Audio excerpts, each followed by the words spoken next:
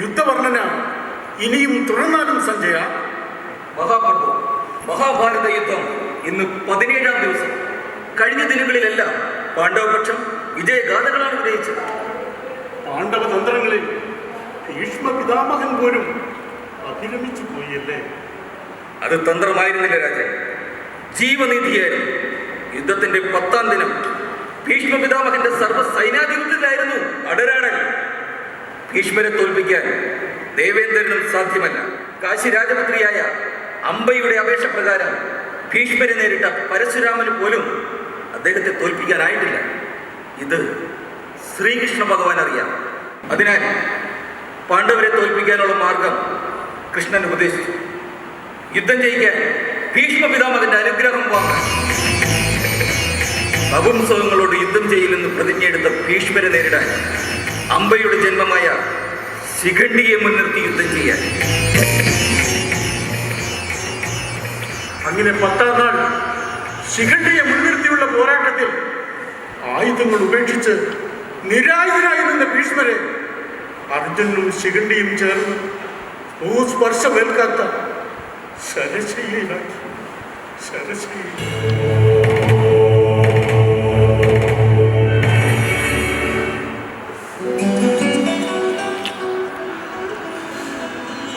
ദ്രോണാചാര്യ വിഗ്രഹത്തിനും ഭഗവാൻ മാർഗം കണ്ടെത്തി. ദ്രോണ സൈന്യാധിപത്തിൽ കൗരവ സൈന്യം 5 നാൾ യുദ്ധം ചെയ്തു. സുപുത്രൻ അശ്വത്ഥാമാവിന് വേണ്ടി മാത്രമായിരുന്നല്ലോ ദ്രോണ ജീവിതം. പാണ്ഡവർ മണ്ണിനാൽ ഒരു ആനയെ സൃഷ്ടിച്ച് അതിന് അശ്വത്ഥാമാവെന്ന് പേരിട്ടു. അർജുനൻ അതിനെ അസ്ത്രവേദം നശിപ്പിച്ചു. പക്ഷേ ഒരിക്കലും നുണ പറയില്ലെന്ന് കാലവും ചരിത്രവും വിശ്വസിച്ചിരുന്ന യുധിഷ്ഠിരൻ ദ്രോണാചാര്യർ കേൾക്കെ അശ്വത്ഥാമാവും മരിച്ചു എന്ന് ഉറക്കെ വിളിച്ചു പറഞ്ഞു. മണ്ണുകൊണ്ടുള്ള ആനയായ അശ്വത്ഥാമാവ് എന്ന് മെല്ലെയും പറഞ്ഞു. പുത്രവിയോഗ ദുഃഖത്താൽ സ്വപുത്രൻ ചിരഞ്ജീവിയാണെന്നുള്ള യാഥാർത്ഥ്യം പോലും മറന്ന് യുധിഷ്ഠിരവാക്യത്തിൽ മാത്രം വിശ്വാസം അർപ്പിച്ച് നിശേഷ്ടനായി ദ്രോണാചാര്യൻ. ആ തക്കം നോക്കി പാഞ്ചാല രാജപുത്രൻ ദ്രോണശിരസ് ഛേദിച്ചുവല്ലേ?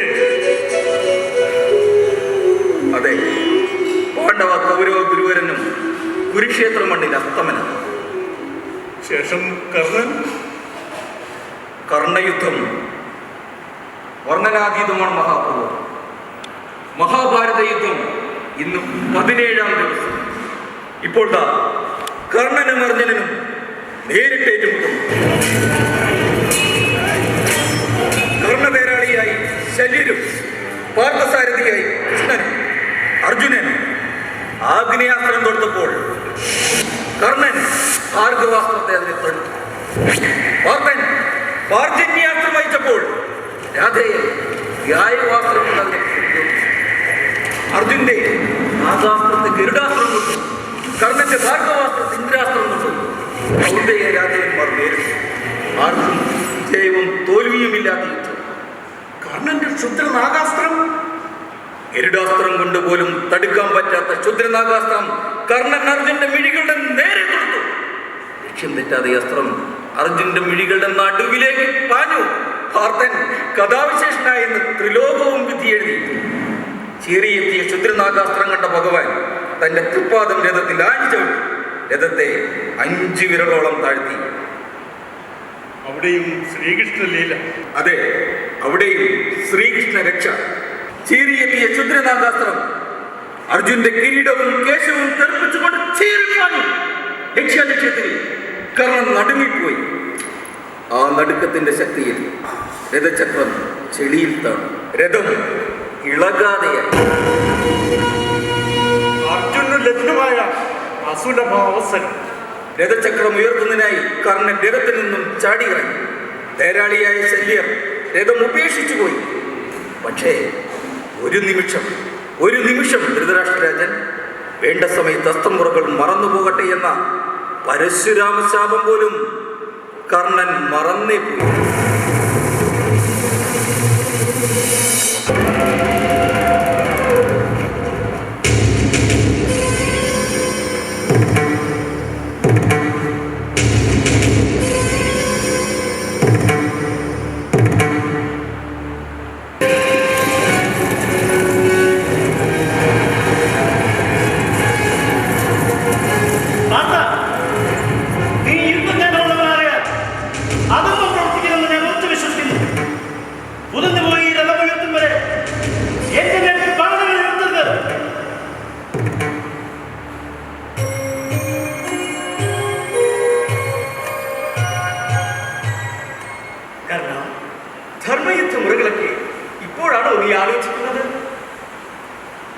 ധർമ്മത്തെക്കുറിച്ച് വാചാലനാകുന്ന നീ എപ്പോഴെങ്കിലും ധർമ്മം ആചരിച്ചു?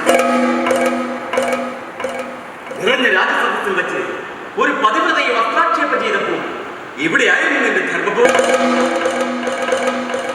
നമ്മുടെ ഇളയ സഹോദരി സുഭദ്രയുടെയും പാർത്ഥന്റെയും പുത്രനായ അഭിമന്യുവിന് ദ്രോണ്, ശല്യ, കൃപ, പിന്നെ നീ ചേർന്ന് പത്മയൂഖത്തിൽപ്പെടുത്തി കൊല ചെയ്തപ്പോൾ എവിടെയായിരുന്നു നിന്റെ ധാർമ്മികത? കള്ളച്ചൂതിന് കുടപിടിച്ചു കൊടുത്തപ്പോഴും പാണ്ഡവ വനവാസകാല പീഡനത്തിന് കൂട്ടുനിന്നപ്പോഴും നിന്റെ ധർമ്മഭാഷണം എവിടെ പോയി ഒളിച്ചിരുന്നു? കർണ, നീ ഒരിക്കൽ ഉപേക്ഷിച്ചിരുന്ന ധർമ്മത്തെ എന്തിനാണ് ഇപ്പോൾ വലിച്ചിഴച്ചു കൊണ്ടുവരുന്നത്? എനിക്ക് പിഴവ് സംഭവിച്ചില്ല. പക്ഷേ ധർമ്മ സംസ്ഥാപനത്തിന് വേണ്ടി അവതാരമെടുത്ത അങ്ങയ്ക്ക് പിഴവുണ്ടാക്കി. ധർമ്മ സംസ്ഥാപനം എന്നാൽ അധർമ്മികൾക്ക് ജയമുണ്ടാക്കി കൊടുക്കലല്ല, ധർമ്മപക്ഷം ജയിക്കാൻ അല്പം അധർമ്മവുമാവാം. സൂര്യപുത്ര, ദുര്യോധന്റെ എല്ലാ നീചകർമ്മങ്ങൾക്കും കൊണ്ടുനിന്ന നീ വധിക്കപ്പെട്ടത്. ഇത് രണ്ടാം ചതിയാണ്. ആദ്യം അർജുന പിതാവായ ദേവേന്ദ്രൻ ബ്രാഹ്മണ വേഷത്തിൽ വന്ന് അപേക്ഷിച്ചപ്പോൾ എന്റെ ആത്മാവിന്റെ ഭാഗമായ കവചകുണ്ടലങ്ങൾ പോലും ദാനം ചെയ്യേണ്ടി വന്നു ഈ സൂതപുത്രന്. എന്റെ പിതാവ് സൂര്യദേവന്റെ ആജ്ഞ പോലും അനുസരിക്കാതെ. ഇത് ചതിയല്ല കർണ, സംഭവിക്കാൻ പോകുന്നതും ചതിയല്ല, പ്രപഞ്ച നിയോഗമാണ്. ധർമ്മ സംസ്ഥാപനം തന്നെയാണ് അർജുനനിലൂടെ നിറവേറ്റപ്പെടാൻ പോകുന്നത്. കാരണം നീ കേട്ടുകൊള്ളു, ദുര്യോധനൻ ഒഴിച്ച് 99 കൗരവ സഹോദരങ്ങളും വധിക്കപ്പെട്ടു. പിന്മാനത്തിന് വിലപേശിയ ദുശാസനൻ ഭീമസേനാൽ വധിക്കപ്പെട്ടു. ഇനി എണശൂരായി നീയും ദുര്യോധനും മാത്രം ബാക്കി. വാർത്ത ഒരു വിനാടിക പോലും പാഴാക്കാതെ കർണഹൃദയത്തിലേക്ക് അസ്ത്രം അയച്ചാൽ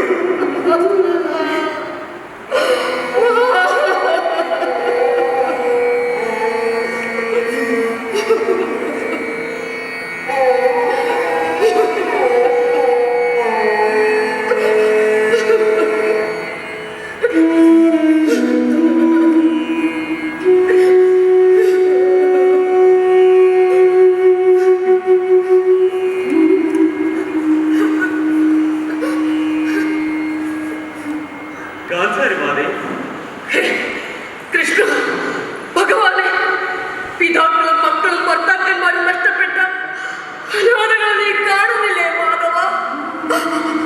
യുദ്ധത്തിൽ മരണമടഞ്ഞ ഭാരത ശ്രേഷ്ഠനെ കണ്ട് ഓർത്തു വിലപിക്കുന്ന ഭാരത സ്ത്രീകളെ നീ കാണുന്നില്ലേ?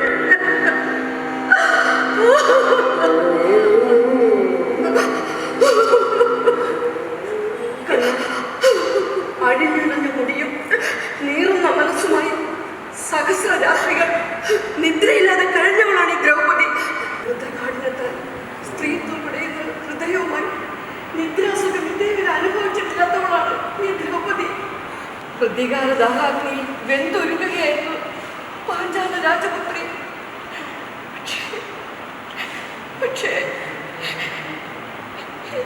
എന്റെ പ്രതികരണം അവസാനിച്ചപ്പോൾ അഭിമന്യുവും 5 മക്കളും ഉറ്റവരും ഉടയവരും നഷ്ടപ്പെട്ട് കണ്ണീർ കടൽ മധ്യത്തിലായിരിക്കുകയാണ് ഭഗവാനെ ഈ പാഞ്ചാലി. മകൾ, നിനക്ക് 5 മക്കൾ നഷ്ടപ്പെട്ടപ്പോൾ അന്ധരായ വൃദ്ധ ദമ്പതികൾക്ക് 100 മക്കളും പ്രതികാരാഗ്നിയിൽ വെച്ച് ചാപ്പലായി പോയില്ലേ?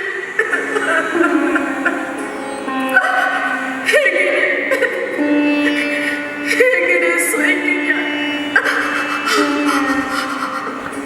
കിടക്കുന്ന കൈകളാലും കുണ്ടലമണിഞ്ഞ ശിരസുകളാലും രക്തവും മാംസവും കുഴഞ്ഞു മറഞ്ഞു കിടക്കുന്ന രണഭൂമിയിൽ കൃഷ്ണ, നാരീമണിയുടെ രോദനം നീ കേൾക്കുന്നില്ലേ?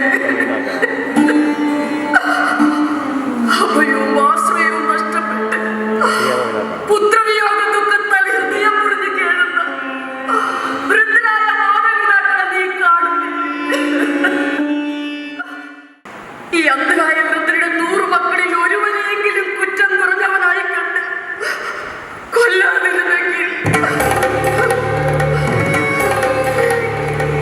നീ എന്തിനു വേണ്ടി ഇതൊക്കെ ചെയ്യിച്ചു?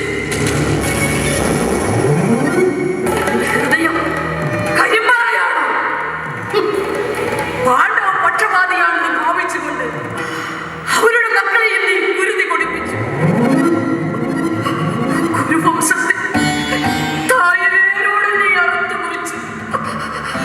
നിന്റെ കാർമേക വർണ്ണ ഭാഗ്യരൂപം തന്നെയാണ് നിന്റെ ഉൾത്തടത്ത് തീർച്ച.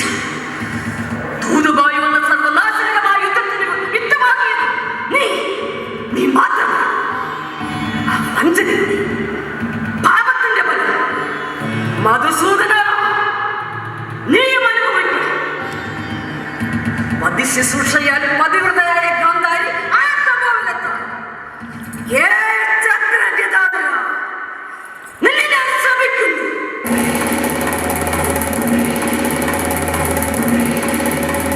ഇന്നേക്ക് 3 പതിറ്റാണ്ട് തികയുന്നു. ജ്ഞാനികളാകെ വധിക്കപ്പെട്ട് മാത്യന്മാരൊക്കെ കൊല്ലപ്പെട്ട് സുപുത്രന്മാരൊക്കെ മരണപ്പെട്ട് കാനനവാസിയായി നീണ്ടവാരത്തിൽ നിഗ്രഹിക്കപ്പെട്ട് നീയും നശിച്ച് വെണ്ണീരാവട്ടെ.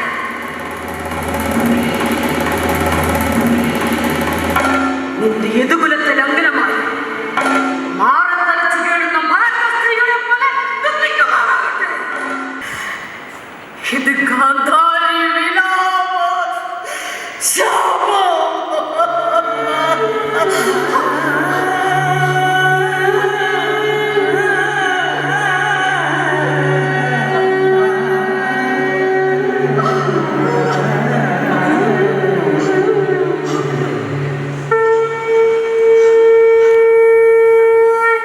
ഗാന്ധാരിമാതേ, അവിടുത്തെ ശാപത്തെ മാധവനിത അനുഗ്രഹ സമ്മാനമായി ഏറ്റുവാങ്ങും.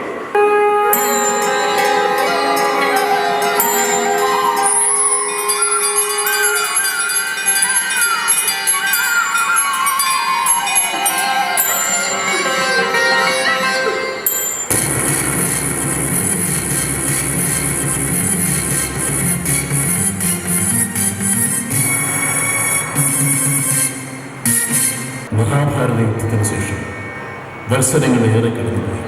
പ്രജാപതികൾക്ക് സമസ്ത ക്ഷേമൈശ്വര്യങ്ങളും പ്രദാനം ചെയ്തുകൊണ്ട് ശ്രീകൃഷ്ണ ഭഗവാൻ ദ്വാരക പരിപാലിച്ചു പോയി. പക്ഷേ വിധികൽപ്പിതത്താൽ യാദവ സമൂഹം അധാർമികരും അഹങ്കാര ഗർഭിഷ്ഠരും മദ്യപാനാസക്തരും ഭൗതിക സുഖ തൽപരരുമായി തീർന്നു. കൃഷ്ണപുത്രന്മാർ പോലും ധർമ്മനീതികളിൽ നിന്നും വ്യതിചരിച്ച് അധർമ്മകർമ്മചാരികളായി ചലിച്ചു പോകും. അക്രമം ദ്വാരകയിലുടനീളം നടമാടി സാഗരത്തിൽ നിന്നും സമുദ്ധരിച്ച് ദേവശില്പിയായ വിശ്വകർമാവിൻ്റെ അത്ഭുത ശില്പവൈഭവത്താൽ അരയാമം കൊണ്ട് ലോകോത്തര സുന്ദര നഗരിയായിത്തീർന്ന ദ്വാരകാപുരി 3 പന്തീരാണ്ട് കാലം കൊണ്ട് നരകതുല്യ നഗരിയായിത്തീർന്നു.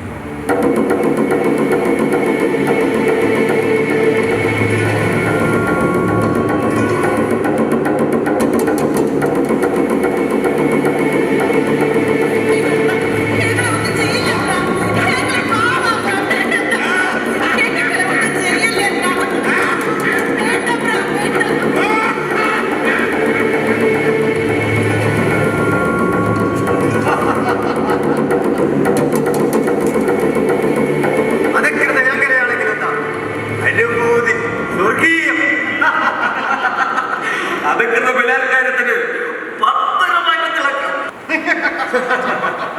ഇനി എന്റെ ഊഴം.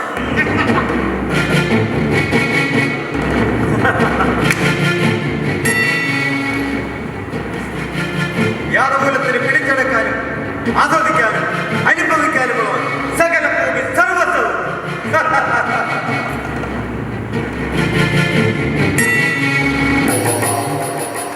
തമ്പുരാക്കന്മാരെ, അടിയന്റെ മകൾ അരുമി രാത്രി ഇത്ര വൈകി ഊരയിൽ തിരിച്ചെത്തിയില്ല. ആരെങ്കിലും കണ്ടുപോകണേ. നീചജാതിക്കാരെ നിന്റെ മകൾക്ക് കാവലിരിക്കലാണോ യാദവ കർമ്മം? പൊറുക്കണം. ആദ്യം കൊണ്ട് ചോദിച്ചു പോയതാ. ദാഹജലമെടുക്കാൻ പോയതാണ് എന്റെ കിടാത്തി. ഇനിയിപ്പോ കാലുകൊഴുതി പൊഴിയലോ മറ്റോ. മധുരാധിമ, എന്റെ കൃഷ്ണ മോളെ. എന്റെ മോളെ.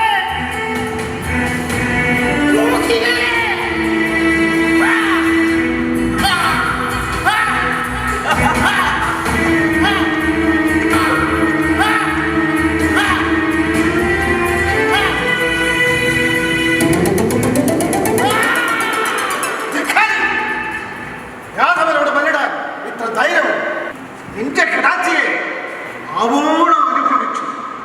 എന്നിട്ടും ആവേശം മതിയാകാഞ്ഞ് അവളുടെ ഉദരത്തിൽ അടിച്ചു കയറ്റി ഈ ശാരംഗ യാദവൻ കൃഷ്ണ, ധീര സംരക്ഷക, ധർമ്മ സംരക്ഷകനായി നീ ഭരിക്കുന്ന മധുരാപുരിയിലാണോ ഈ അധർമ്മം?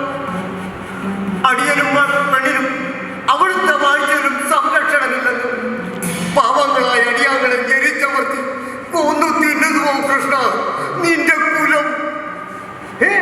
യാദവ ദ്രോഹികളെ, മഹാസങ്കടത്തിന്റെ കടലിരിക്കുന്ന പെരുന്തി ചക്രവർത്തി ഈ പാതുകപ്പോടെയാണ് പ്രാവുന്നു. മുടിഞ്ഞ് വെള്ളികളാവട്ടെ യാദവ കുലം.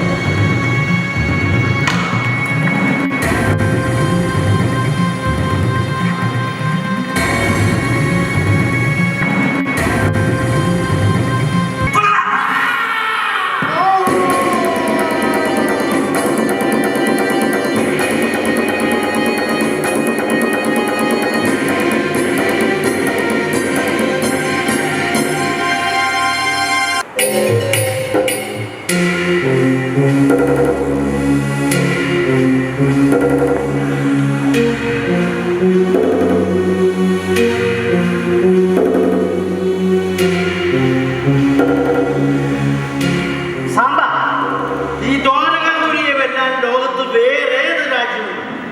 എന്റെ പിതാവ് ശ്രീകൃഷ്ണ ഭഗവാൻ നമ്മയെല്ലാം രക്ഷിക്കാനുള്ളിടത്തോളം കാലം നമ്മൾ ആരെയും ഭയപ്പെടേണ്ടതില്ല. തിരിച്ച സാക്ഷാൽ ശ്രീകൃഷ്ണ ഭഗവാനും പോലും നമ്മളെയൊക്കെ പേടിയല്ലേ സാമ്പ? നമ്മൾ മദ്യം സേവിച്ച് എന്ത് തോന്നിയാസം കാട്ടിയാലും ഭഗവാൻ പോലും കോപിക്കാറില്ല.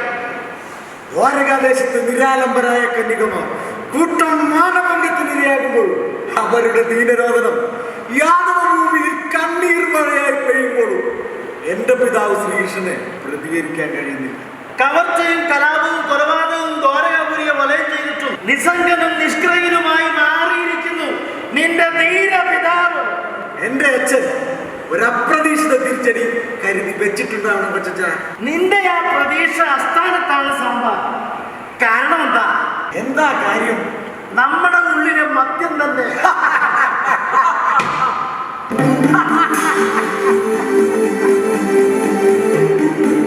സംഭ, അകലെ നിന്ന് ഊശാന്താടിക്കാരന ഒരു സന്യാസി വരുന്നുണ്ടല്ലോ. ഈ സന്യാസിമാരുടെയും യാചകരുടെയും വരവും നോക്കൊണ്ടും എടുത്തു. പണ്ട് കുജിയാൽ നിന്നൊരു യാചകം വന്നത് ഓർമ്മയില്ല. എന്റെ പിതാവിന്റെ പഴയ സതീർത്ഥനാണത്രേ.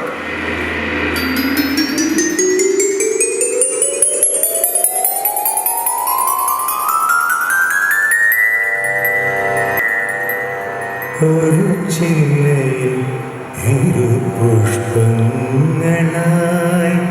ബാല്യം കൊഴിഞ്ഞതിൽ പിന്നെ ഒരു ചില്ലയിൽ ഇരു പുഷ്പങ്ങളായി ബാല്യം കൊഴിഞ്ഞതിൽ പിന്നെ ഇന്നു കാണുന്നു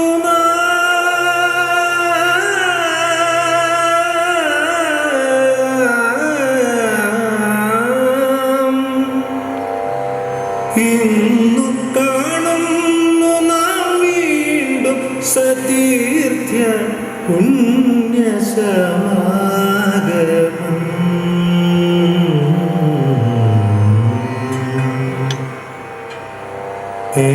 തീരങ്ങളിൽ തിരുമണ്ണിൽ വളർന്നാലും ഉള്ളും മരവുമായി തീർന്നിരുന്നാലും ജീവന്റെ പച്ചയിൽ സ്നേഹം കൊടുത്തു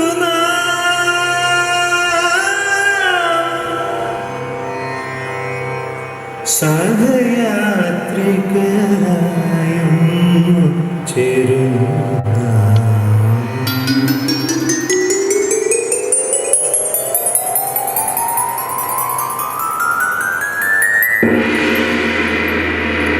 അയാൾ മടങ്ങിപ്പോയത് എത്രമാത്രം ധനവും കൊണ്ടാണ്.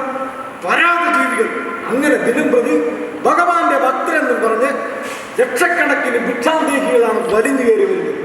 ഈ വലിഞ്ഞു കയറി വരുന്ന അധസ്കൃത വർഗത്തിനായി ഭഗവാൻ കൈവച്ച് വാരിപ്പോയി കൊടുക്കുകയും ചെയ്യും. ഒന്ന് അവഹേളിച്ച് വിട്ടായി വെറ്റകളുടെ ശല്യം തീരും. എങ്ങനെ? ഞങ്ങൾ നിന്നെ ഒരു ഗർഭിണി പോലെ. എങ്കിൽ ഞങ്ങൾ ചെന്ന് ചേനയും ഉടയാളൊക്കെ കൊണ്ടുവരണ്ടേ? ആ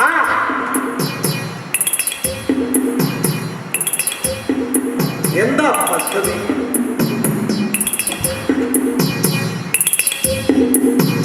അയ്യോ, അത് വലിയ തമാശ തന്നെ. പക്ഷേ അത്രയ്ക്ക് വേണം. വേണം, ഇല്ലെങ്കിൽ താരക ദരിദ്രമാകും.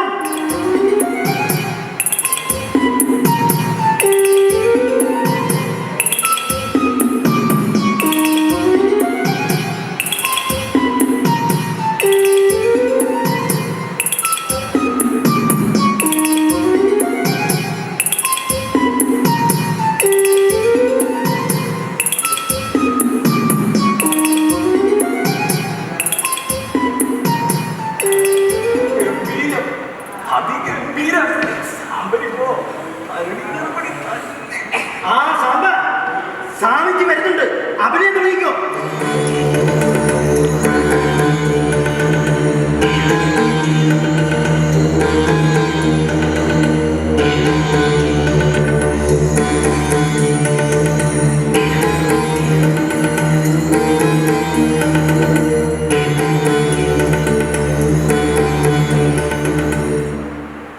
വന്ദനം സ്വാമി, അനുഗ്രഹിച്ചാണ്. ഇവളെന്റെ മകളാണ്, ഗർഭിണിയുമാണ്. ഇത്രയും കാലമായിട്ടും ഞങ്ങളുടെ ഗ്രഹത്തിലൊരാൾ കുഞ്ഞു പിറന്നിട്ട്. ഇവള് പ്രസവിക്കുന്നത് ആണോ പെണ്ണോ? മഹാജ്ഞാനിയായ അങ്ങ് പ്രവചിച്ചാലും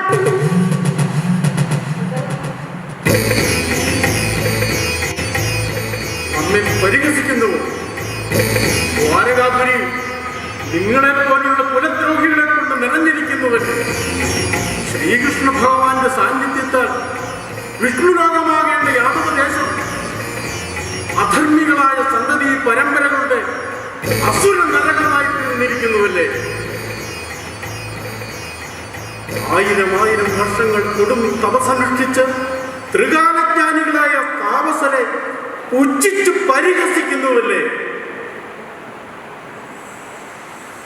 നിങ്ങളുടെ അപേക്ഷ പ്രകാരം നാം ഇതാ പ്രവചിക്കുന്നു, ഈ ആണും പെണ്ണും കേട്ട നപുംസകം പ്രസവിക്കുന്നത് ആണിനെയോ പെണ്ണിനെയോ അല്ല, അതൊരു ഇരുമ്പുരക്കയായി. ആ ഇരുമ്പുരക്ക മൂലം യാദവകുലം മുഴുവൻ നശിച്ചു വെണ്ടിയിലാക്കി.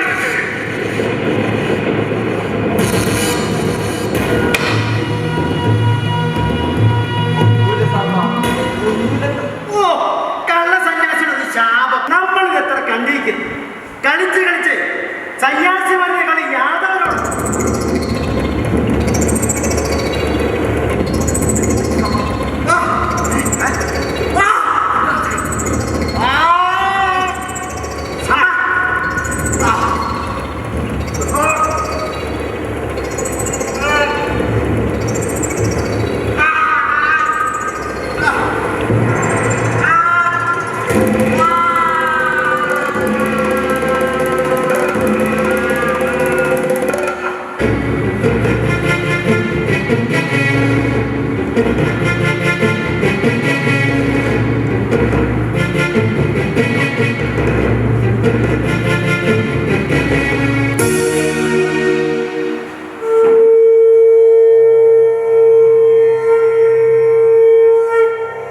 യാദവ സന്തതികളെ, ഇത് നിങ്ങൾ ഇരന്നു വാങ്ങിയ ഉഗ്രമഹാശാപം.